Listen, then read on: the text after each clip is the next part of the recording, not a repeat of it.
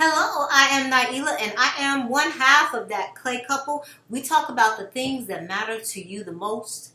All right, we're going to have a conversation together because I want to talk about how are y'all out here getting got like you are. People are getting married and they're getting into these situations and they're like, oh, I didn't see this coming. And when they speak with him and I see these blazing examples of things that folks totally miss. All of these are true stories that I'm about to tell you about. Okay, so you and this young man, you like him, he likes you, y'all talking, and y'all going back and forth, traveling back and forth to see one another, and you're planning a wedding, and you've met families. This is going on for like a year.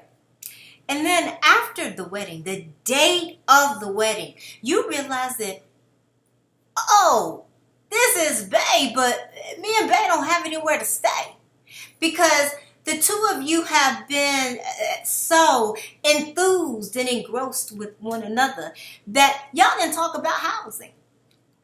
And after the wedding, you happen to, we got to find someone to live with. And so you find a relative that you can go stay with. And then during the marriage, you're wondering, why is it that, we're going from place to place to place repeatedly in the marriage? I want you to pay attention to how the two of you never discussed a residence, a dwelling, housing before marriage. So don't be surprised when that doesn't come up or develop on its own in the marriage.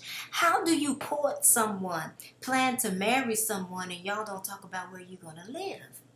Okay, speaking of not talking about something, you marry a man, and if you're Muslim, this one is really serious because in Islam, we pray 5 times a day.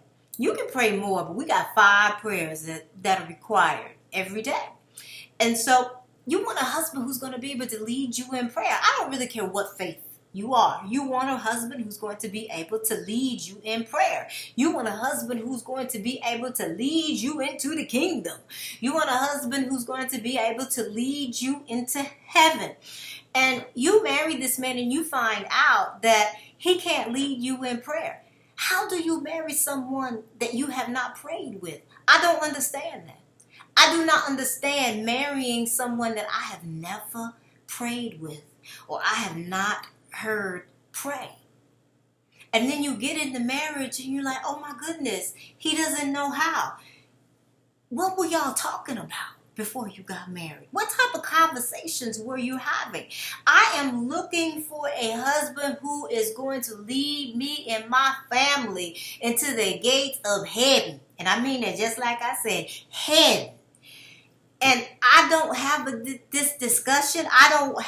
We don't even pray together prior to marriage. Oh, so then I'm just going to be startled when you can't do it in the marriage. You didn't catch that. Oh, okay. Or you thought that because, the two of you wanted to get married and she was agreeable and y'all got along great. But y'all never talked about kids and y'all were good until she had that baby and now you're a single father because she just wanted marriage. She didn't want your babies. Oh, okay. Well, she kind of said it would be okay if you did or okay if you didn't, but she really would prefer if you didn't. And so she was cool with that, and now you're surprised at how she acted when the children came along. No, she wanted marriage. She didn't want to be a mother. She didn't want a family. And she told you this.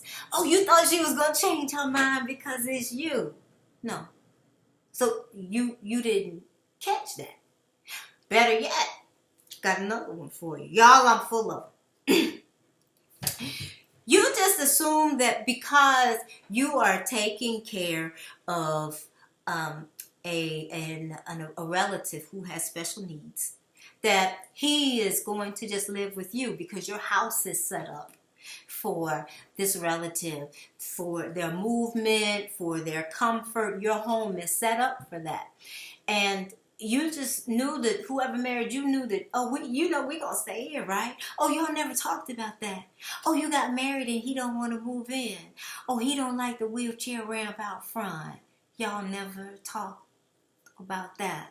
And you're surprised because he assumed that someone else was going to step in after the two of y'all got married. You didn't catch that. See, we make these assumptions and we have these expectations and we believe that it's just somehow going to work out because, I love you and you love me and I like you and you like me and I like how you smell and you like my eyelashes. And so, yes, this is going to happen by the grace of God. But when people get up under the roof, and you have to figure out the implementation of marriage. You have to figure out how we are going to live this out. This is how you get got. I want you to pay attention to the red flags that are not always red. And everything I just mentioned really wasn't a red flag. These are just things that you didn't notice that can have or you made excuses for, that can have very crucial consequences.